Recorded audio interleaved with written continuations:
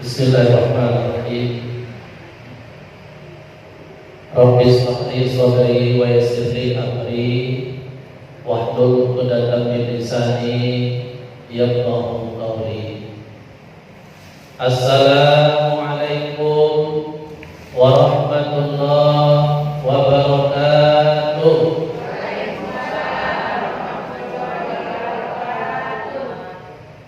Hamdan wa syukran lillah wassalatan wassalaman ala rasulillah wa ala alihi wa sahbihi wa mawala wa la hawla wa la quwwata illa billah amma ba'd.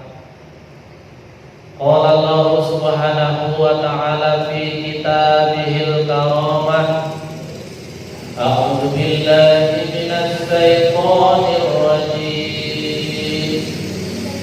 Bismillahirrahmanirrahim.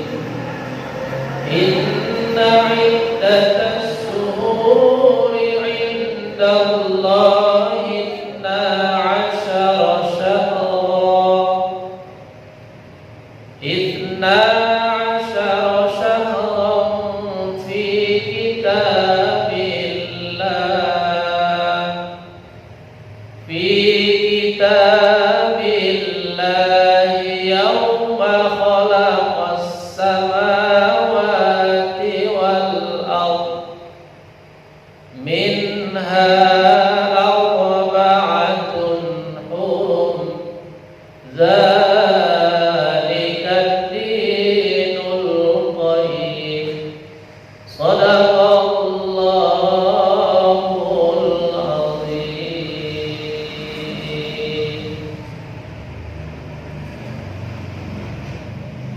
Sesungguhnya jumlah bilangan bulan dalam setiap tahun ada 12 bulan. Dari 12 bulan itu ada 4 bulan yang disebut dengan bulan-bulan mulia, sebagaimana Allah tetapkan ketika menciptakan langit dan bumi. Demikianlah ketentuan yang terdapat dalam agama yang lurus, yakni agama Islam. Surah At-Taubah ayat 36. Dalil tentang adanya jumlah bulan dalam setiap tahun menurut pandangan Islam, dan juga sekaligus dalil tentang terdapatnya kelebihan-kelebihan dari bulan yang ada dalam tahun Islam. Jadi mudah-mudahan ini nanti bisa dipahami, sehingga di setiap bulan yang kita lalui, apakah dia bulan yang paling mulia, kemudian bulan yang mulia, maupun bulan yang bagus, bulan yang baik, itu semuanya kita bisa mengambil atau mendapat manfaat. Alhamdulillah, pertama sekali segala puji dan syukur mari sama-sama kita ucapkan kehadirat Allah Subhanahu wa taala. Pada hari ini kita berada di hari yang ke-9 Muharram, atau yang disebut dengan hari Tasu'ah. Di hari ini kita disunahkan atau dianjurkan untuk berpuasa. Puasa yang menjadi pengiring puasa Asyura. Memang kalau bicara tentang amaliyah Rasul Nabi Muhammad SAW itu tidak sempat mempuasakan tanggal 9 Muharram ini. Namun beliau di akhir hidupnya pada bulan Muharram itu pernah bersabda, kalau nanti tahun depan ya masih umur masih dikasih kesempatan ketemu dengan Muharram, maka Beliau akan mempuasakan tanggal 9 itu supaya puasa Asyura yang selama ini dilaksanakan berbeda, ya, tidak sama dengan puasa Asyura yang dilakukan oleh umat-umat yang lain. Jadi bicara tentang Asyura, puasa pada tanggal 10 Muharram itu sebenarnya sudah Nabi lakukan sebelum hijrah ke Madinah. Bahkan puasa wajib Nabi sebelum puasa wajib di bulan suci Ramadan ya puasa Asyura. Puasa wajib Nabi Muhammad itu sebelum puasa di bulan suci Ramadan diwajibkan itu puasa Asyura. Cuma ketika puasa di bulan suci Ramadan itu wajib, maka Nabi mengatakan dalam hadis sahih riwayat Imam Muslim dan Imam Bukhari, di bulan Muharram setelah diwajibkannya puasa bagi umat Islam di bulan Ramadan, maka puasa di bulan Muharram boleh dilaksanakan bagi yang mau dan boleh tidak dilaksanakan. Hukumnya tidak wajib, menjadi sunnah. Jadi sunnah. Namun walaupun sunnah, karena fadilahnya, ya, kelebihannya banyak dan luar biasa, agaknya rugi. Sayang lah kalau kita tidak mengambil momen itu, ya, saat itu untuk setidaknya menambah pahala atau menghapus dosa. Karena salah satu kelebihan puasa di 10 Muharram atau Asyura itu bisa menghapus dosa kita tahun yang lalu. Tapi dosa-dosa yang kecil. Dosa-dosa yang kecil. Kalau yang besar-besar itu urusannya taubat. Ya. Jadi kalau tidak taubat, dosa besar nggak akan hilang, nggak akan hapus. Tapi dosa-dosa yang kecil ini itu dengan ibadah sunnah pun ada jaminan bisa dihapus oleh Allah Subhanahu wa taala. Jadi mudah-mudahan dari tanggal 9 ini sampai besok kita bisa mempuasakan harinya. Kalaupun hari ini nggak sempat, besoklah mulai. Pengiringnya berarti tanggal 11. Siogianya kan pengiringnya tanggal 9. 9, 10, ya, kalau nggak dapat 10, 11. Yang dimakruhkan oleh ulama itu 3 hari, 9, 10, 11. Itu karena dalilnya nggak kuat atau dikatakan nggak ada. Kalau 1 hari sebelum Asyura itu dalilnya ada. 1 hari setelah Asyura ba'dahu, ya, dalilnya juga ada. Tapi 9, 10, 11 itu nggak ada. Kalau mau puasakan juga, ya terserah. Cuman yang namanya makruh kan kita tahu hukumnya, ya. Ditinggalkan lebih bagus daripada dibuat. Yang bagus dibuat itu namanya sunnah. Kalau yang bagus ditinggalkan namanya ya makruh. Ya.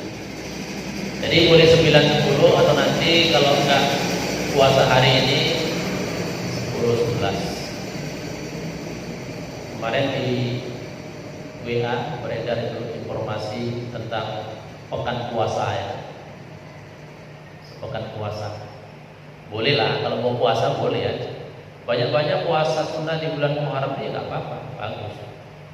Cuman kalau bicara dalil pekan puasa itu nggak ada. Kalau ditanya dalilnya nggak ada. Dalil pekan puasa dari semalam. Kamis, Jumat, Sabtu, masuk Ahad, nanti nyambung ke puasa tengah bulan. Kalau mau puasa sunnahnya di bulan Muharram silakan, karena Rasul mengatakan dalam hadis puasa sunnah yang paling utama setelah puasa wajib, ya, atau di luar Ramadan itu puasa sunnah yang paling utama adalah puasa di bulan Muharram. Nah, cuman jangan karena kita mau puasa banyak-banyak terus melaksanakan sesuatu yang tidak punya dalil, nanti tidak bagus. Yang banyak-banyak itu bisa dari Senin Kamis, atau diambil pertengahan bulan, atau diambil pas ini dia, ya, 10 hari awal, ya. 10 hari awal dari bulan Muharram. Itu mudah-mudahan puasa kita ya di bulan Muharram ini menjadi amal soleh yang diberikan pahala berlipat ganda oleh Allah Subhanahu wa taala. Selawat dan salam juga mari sama kita ucapkan kepada junjungan kita yang mulia Rasulullah Muhammad sallallahu alaihi wasallam. Allahumma sholli wa sallim alaihi. Mudah-mudahan di yaumil akhir nanti kita termasuk dalam golongan umat beliau yang mendapatkan syafaatnya kelak. Amin. Amin ya rabbal alamin. Apa kabar ibunda sekalian? Sehat? Nah, Ustaz dengar debat-debat kode. Mudah-mudahan tetap sehat ya. Doa kita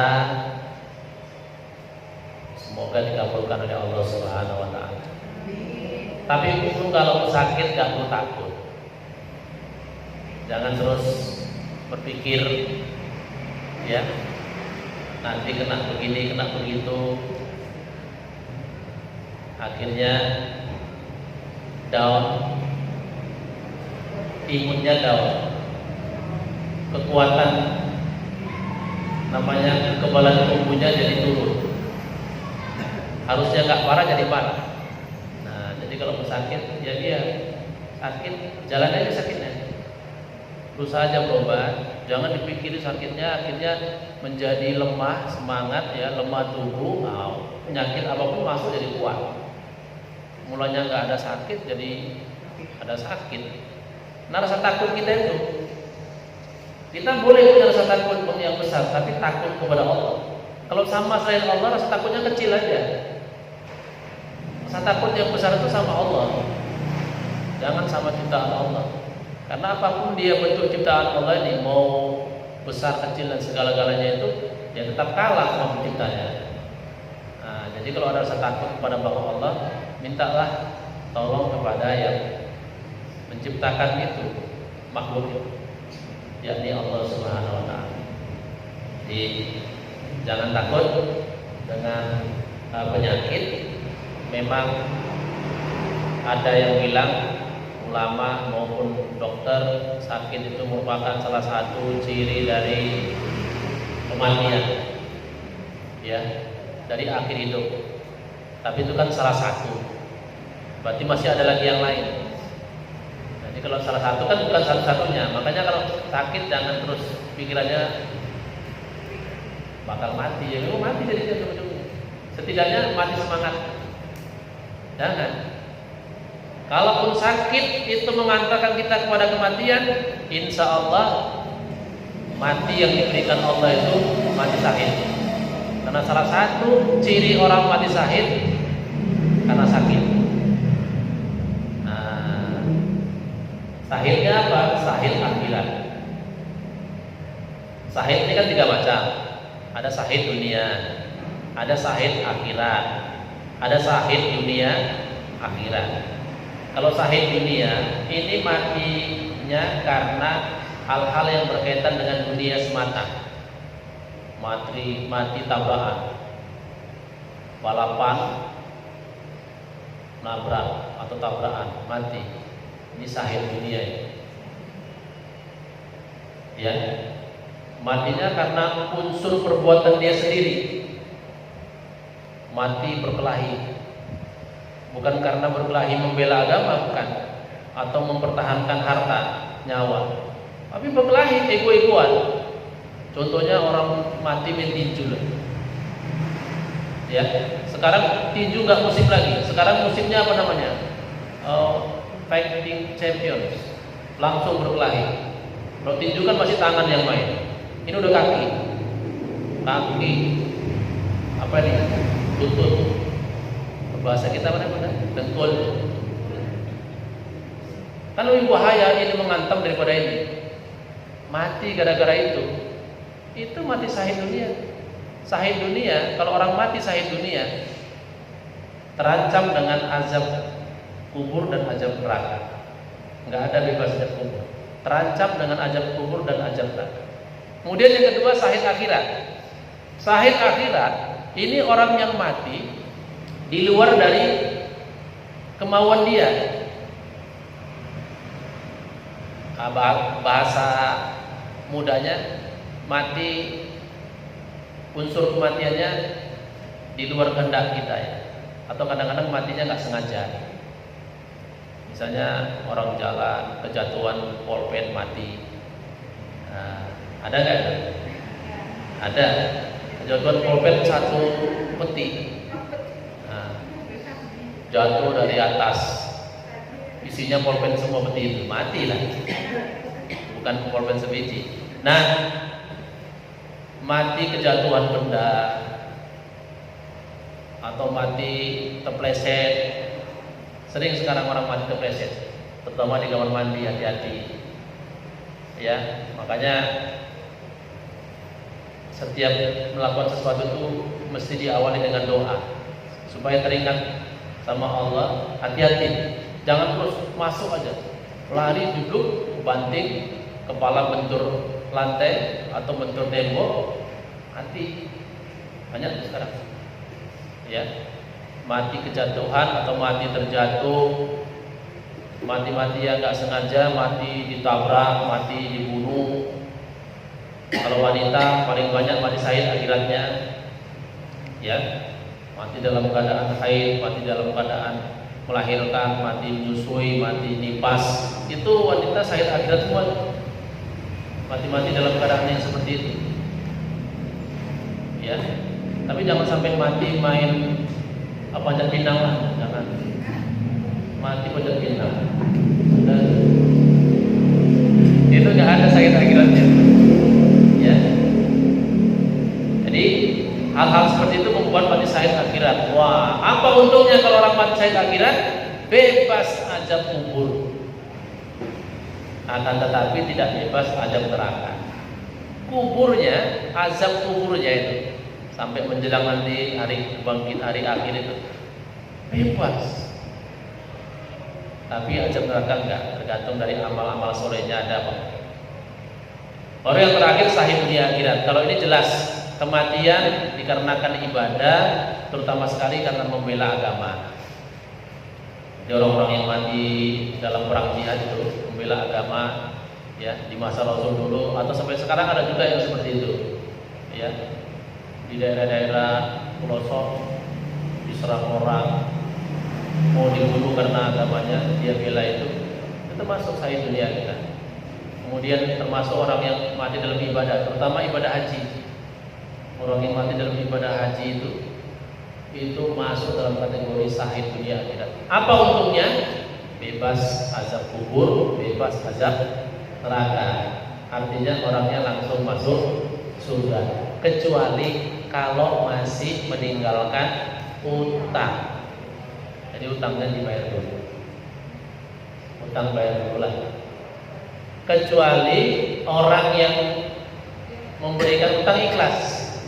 Kalau orang yang memberikan utang pernah mengatakan di dunia, udahlah utang sianu, ku ikhlaskan, maka ya udah nggak perlu lagi diproses di akhirat. Itulah makanya kalau ada orang meninggal ditanyakan sama orang, maaf, berarti kesalahan manusiawinya bebas. Lunas, berarti utang bebas. Tanya itu. Jangan ditanya supaya orang yang wafat ini, orang yang meninggal ini aman nanti di akhirat. Kalau sampai orang yang pernah dijolimi mengatakan, udahlah aku maafkan perbuatannya, aman dia. Nanti sana nggak perlu mencari-cari minta maaf. Kemudian kalau orang yang ngasih utang mengatakan, udahlah lunas lah sama yang meninggal kok. Udahlah aku ikhlaskan lunas. Di sana nanti aman. Makanya kan keluarga harus sampaikan itu. Ya. Kalau memang kita tahu ada tempat orang yang dia berutang, jumpai. Pak, saya dari keluarga ini jumpai Bapak. Kemarin orang tua saya tahu ada utang sama Bapak. Saya mau bayar. Cuman apa? Mau dibayar atau diikhlaskan? Udahlah saya ikhlaskan. Nah, aman. Kalau misalnya orang yang sudah orang tempat berutang ini pun sudah meninggal, keluarganya jumpai. Keluarga dari yang ngasih utang dijumpai. Bayarkan ke situ. Kalaupun mau kita bayarkan ternyata keluarganya mengatakan, udahlah Gak usah kami ikhlas amal. Jadi utang ini memang agak-agak susah juga ya. Sampai-sampai orang yang mati saya dunia akhirat pun terganjal gara-gara utang. Ya. Jadi mudah-mudahan kita bisa dapat akhir hidup yang bagus. Kalau tidak di sahid akhirat, ya sahid dunia akhirat. Ibunda sekalian yang saya hormati dan muliakan. Jadi saat ini kita berada di awal dari tahun baru Islam 1442 Hijriah. Apa yang seyogianya mesti kita lakukan? Kalau menyambut tahun baru Islam kemarin sudah banyak yang kita lakukan. Ada orang yang baca doa akhir tahun, betul kan? Ada yang baca doa awal tahun, ada yang zikiran di rumah, ada yang zikiran jama'i di masjid, ada juga yang dari awal tahun baru ini sampai sekarang bagi-bagi bagi-bagi rezeki, menyantuni ada anak yatim, ada fakir miskin. Cuma saya perlu mengingatkan ibunda sekalian, beramal banyak itu boleh, bagus, tapi tolong berhati-hati, karena tidak semua amal yang banyak atau kelihatannya bagus itu dari Nabi, tidak semua. Nah, ini yang harus kita tahu juga, karena nanti kalau bukan sumbernya dari Nabi, itulah yang dalam bahasa sekarang disebut dengan bid'ah itu. Kecuali kalau kita tidak menyandarkan kepada Nabi. Sekarang gini, ada amal bagus, tapi nggak kita sadarkan sama Nabi, itu amal bagus itu nggak bid'ah. Tapi kalau amal bagus itu kita bilang dari Nabi, itu bid'ah, padahal Nabi nggak kuat. Jadi hati-hati di situ. Yang bedakan sunnah dengan bid'ah, yang membedakan amalan sunnah dengan bid'ah itu adalah dalil aja. Kalau dalilnya ada dari Nabi, itu namanya amalan sunnah. Kalau dalilnya nggak ada dari Nabi, itu namanya amalan bid'ah. Itu aja. Bedanya di dalil. Kalaupun ada amalan bagus, dalilnya bukan dari Nabi, jangan katakan dari Nabi. Jangan katakan dari Nabi. Nah, contoh doa akhir dan awal tahun itu dari Nabi nggak? Bagus tuh kan? Tapi itu nggak dari Nabi. Itu dari ulama. Ulama ahli ibadah. Ulama pencinta ibadah. Nabi Muhammad nggak pernah membaca doa akhir dan awal tahun secara khusus, nggak ada. Nah, ini kan kita kan kadang-kadang, ya kan? Artinya apa? Kalau kita membacakan doa akhir dan awal tahun, bagus nggak? Bagus. Tapi jangan katakan itu sumber dari Nabi. Katakan sumber dari salaf, ulama ussolih. Nah, itu bisa.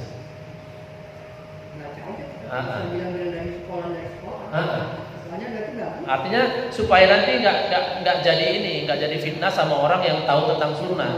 Nah, kita kan sekarang ketemu dengan kelompok-kelompok orang yang sedikit bicara bid'ah ya. Jadi untuk menghindari kalimat dia mengatakan memvonis kita bid'ah, kita katakan ini sumbernya bukan dari Nabi Bang, tapi dari ulama.